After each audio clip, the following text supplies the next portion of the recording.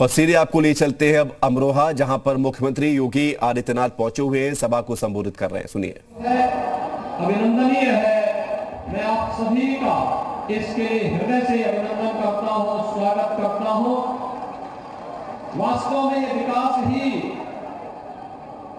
हमारे जीवन में खुशहाली का कारण बनेगा।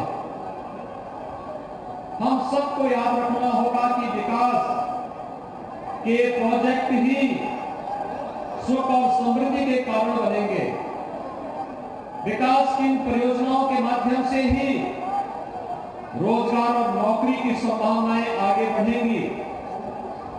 लेकिन विकास तभी संभव है जब भाइयों बहनों अच्छे जनप्रतिनिधि आप चुन करके भेजेंगे। आप देखते होंगे कि धमोरा से, नौगांव सादात से, हसनपुर से हमारे विधायक मेहनत करते हैं, लगातार प्रयास करते हैं, विकास की एक एक परियोजना को लेकर के चिंता करते हैं। तब 433 करोड़ रुपए के प्रोजेक्ट आपके जनपद के लिए आते हैं और 433 करोड़ रुपए की जनपद की ये योजनाएं आपके विकास का कारण बन रही है। लेकिन क्या समाजवादी पार्टी की सरकार के समय, क्या सरकार और क्या उस समय उनके जनप्रतिनिधि भी ऐसी चिंता करते थे? नहीं, उनको विकास से कोई लेना देना नहीं था। वहां पर तो मैं और मेरा विकास पर सब्जेक्ट सीमित था। किसी जनपद में कोई विकास की योजना आती थी, बंदरगाह होने लगती थी, जनता तक वो पहुंचता ही नहीं था। और आज आप देख रहे होंगे 2017 में आपने सरकार बनाई और प्रदेश में प्रधानमंत्री मोदी जी के नेतृत्व में उनके आशीर्वाद से जब सरकार बनी तो सरकार ने आने के बाद उस मिथक को तोड़ा। पहले कहा जाता था जहां से गड्ढे प्रारंभ हो पता लगा कि उत्तर प्रदेश प्रारंभ हुआ। सायकाल जहां से अंधेरा प्रारंभ हो वहां से उत्तर प्रदेश की सीमा प्रारंभ मानी जाती थी। लेकिन भाइयों बहनों, आज उत्तर प्रदेश ने सारे मिथक तोड़े हैं। अब उत्तर प्रदेश की कनेक्टिविटी 4 लेन के साथ, जनपद मुख्यालय 4 लेन के साथ, गांव में सड़कों के सुदृढ़ीकरण का कार्य युद्ध स्तर पर चल रहा है और बिजली भी भरपूर मात्रा में गांव-गांव में देने का प्रयास सरकार ने की है। 2017 से अनवरत इस कार्रवाई को आगे बढ़ाया है। पहले उत्तर प्रदेश की पहचान विकास विरोधी होती थी, दंगाइयों को प्रश्रय देने वाली होती थी।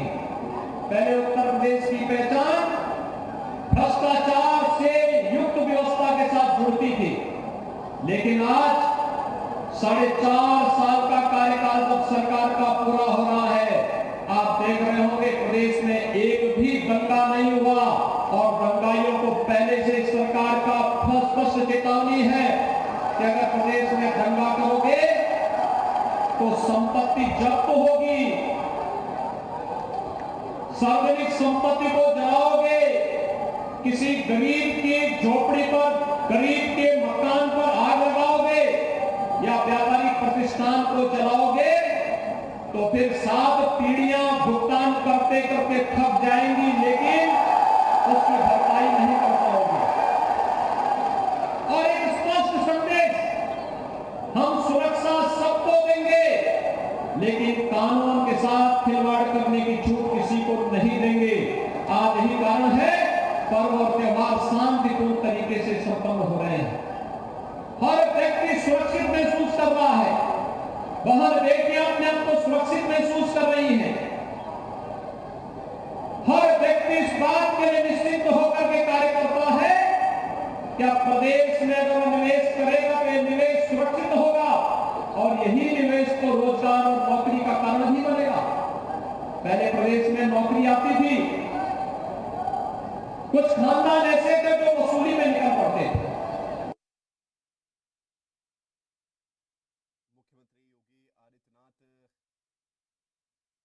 उत्तर प्रदेश का युवा उत्तर प्रदेश के अंदर नौकरी पाया है और उत्तर प्रदेश के नौजवानों के लिए रोजगार की जिन संभावनाओं को लेकर के आगे बढ़े हैं, उन्हीं संभावनाओं के साथ जोड़ने के लिए आज हम सब आपके बीच यहाँ पर उपस्थित हुए हैं। याद करिए 2017 के पहले बहन और बेटियों की सुरक्षा खतरे में पड़ी थी।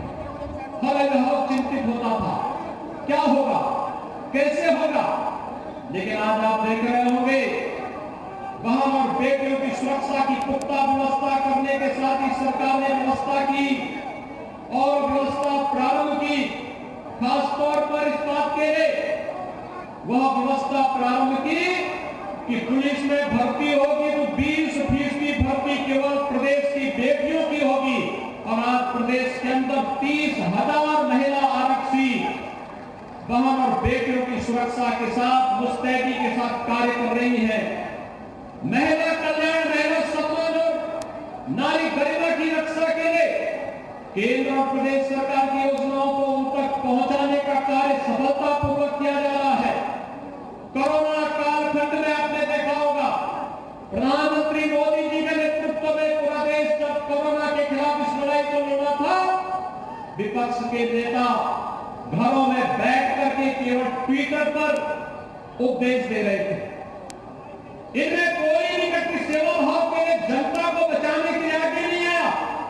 तब केवल सरकार थी, प्रशासन था, हेल्थ वर्कर थे, कोरोना वॉरियर्स थे, भारतीय जनता पार्टी का कार्यकर्ता था। लेकिन तब विपक्ष का कहीं अता पता नहीं था।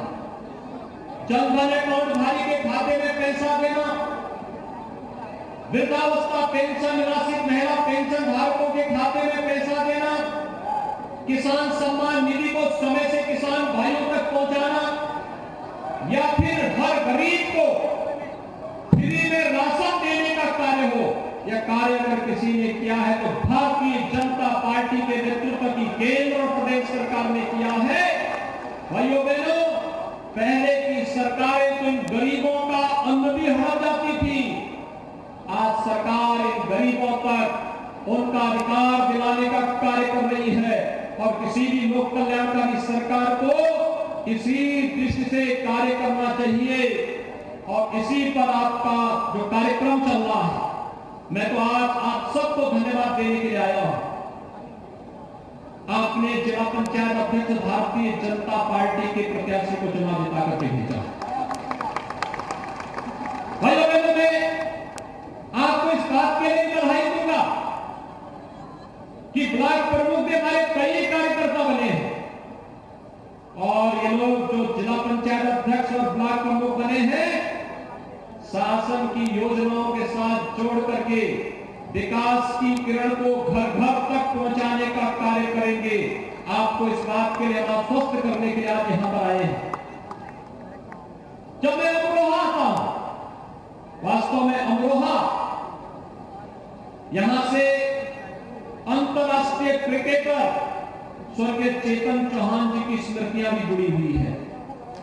भाइयों बहनों, चेतन चौहान जी के नाम से अमरोहा जनपद के साथ एक पहचान जुड़ जाती थी। खेल प्रेमी हर एक अद्भुत होता था। आज वे हमारे बीच नहीं, लेकिन मैं धन्यवाद दूंगा कि नौगांव सादात में उपचुनाव में आपने श्रीमती संगीता चौहान को यहां की जनता ने भारी बहुमत से विजयी बना करके स्वर्गीय चेतन चौहान जी के प्रति अपनी श्रद्धांजलि दी। विकास के अनेक योजनाओं को उन्होंने उस समय आगे बढ़ाने का कार्य किया था और मुझे प्रसन्नता है आज चाहे श्रीमती संगीता चौहान जी हो, चाहे राजीव तरारा जी हो, चाहे महेंद्र खड़गवंशी जी हो, चाहे हमारे व्यस्त जी हो, चाहे वह हमारे जो भी अन्य जनप्रतिनिधि हैं, ढिल्लो जी हैं, ये सभी लोग विकास की योजनाओं को गांव-गांव तक, घर-घर तक पहुंचाने का कार्य कर रहे हैं। यह विकास हम सबके जीवन में ही एक सुख और समृद्धि का कारण बनेगा और इस पर हमें आगे बढ़ना पड़ेगा। मुझे प्रसन्नता है आज वैश्विक स्तर पर अमरोहा एक नई पहचान के साथ आ रहा है। याद करिए, एक जनपद एक उत्पाद में हम लोगों ने अमरोहा के वाद्य यंत्र ढोलक को यहां का पहचान के साथ जुड़ा है। याद करना, ढोलक की थाप जब दी जाती है तो अपना एक नया सुर ही निकाल करके लोगों को अपने अंदर अपने साथ जोड़ने का कार्य करता है। और आज अमरोहा का एक ढोलक विकास के व्यापक जागरण के अभियान के साथ आगे बढ़ रहा है। यहां का गारमेंट उसकी अपनी एक नई पहचान है, वह तेजी के साथ आगे बढ़ रहा है। हम लोग पिछले दिनों जब मैं यहां पर स्वर्गीय चेतन चौहान जी के साथ आया था, उस समय हम लोगों ने यहां की चीनी मिल को भी देखा था। भाइयों बहनों, 1.5 वर्ष से आपने देखा है कैसे दुनिया वैश्विक महामारी कोरोना कैसे पूरी दुनिया को बेहाल की है, लेकिन देश के अंदर प्रधानमंत्री मोदी जी के नेतृत्व में और उत्तर प्रदेश में आप सबके सहयोग से भारतीय जनता पार्टी की हमारी सरकार जिस प्रतिबद्धता के साथ काम की है, दुनिया के अंदर तमाम चीनी मिलें बंद हो गई। देश के अंदर कई राज्यों ने चीनी मिलें बंद कर दी, लेकिन उत्तर प्रदेश में हमने कोई चीनी मिल बंद नहीं होने दी। हमने कहा जब तक गन्ना किसान भाइयों के खेत में एक भी गन्ना रहेगा तब तक चीनी मिलें चलनी चाहिए, हर हाल में चलनी चाहिए। याद करिए 2007 से लेकर के 2017 के बीच 95,000 करोड़ रुपए का गन्ना मिले का भुगतान हो पाया था, और 2017 से लेकर के अब तक मात्र 4.5 वर्ष में 1,43,000 करोड़ रुपए का गन्ना मिले का भुगतान हुआ है। और हमने एक कमेटी भी गठित की है